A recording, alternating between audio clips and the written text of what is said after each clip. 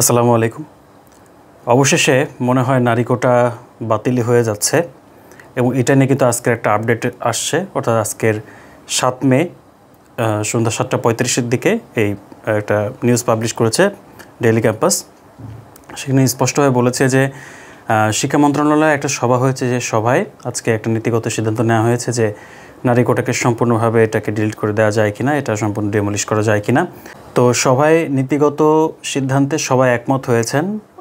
Resolution এখনও বের হয়নি।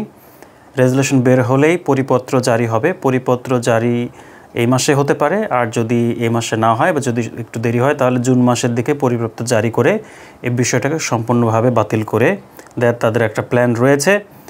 তো অবশেষে মনে হয় শিক্ষা মন্ত্রণালয় এই পথে হাঁটছে এবং সরকারের যে 93% মেধা এবং 7% যে কোটার যে সিস্টেমটা, সেই কোটার সিস্টেমটা রেখেই তারা আসলে কাজটা সারতে চাচ্ছেন। কোটার সিস্টেমটা বাতিল করার কারণে তারা যে শূন্য পদের যে আবেদনটা তারা প্রথমে নিয়েছিল, সেটা নিয়ে নীতিগত সিদ্ধান্ত কীভাবে হয়, কীভাবে নতুন করে পোস্ট তারা নতুন করে আরও সময় নেবেন কিনা যে সেটা রিভিউ করার জন্য। কারণ এরকম অনেক প্রতিষ্ঠান রয়েছে যারা 5টা-7টা করে কিন্তু নারী কোটা অলরেডি দিয়ে দিয়েছে। সেক্ষেত্রে তারা কীভাবে আবার সেগুলোকে এডিট করবেন বা এটার জন্য তারা সময় দিবেন কিনা এনটিআরসি, এটা কিন্তু বড় ধরনের একটা প্রশ্ন থেকে গেল। তো দেখা যাক সময় আসলে কি হয়।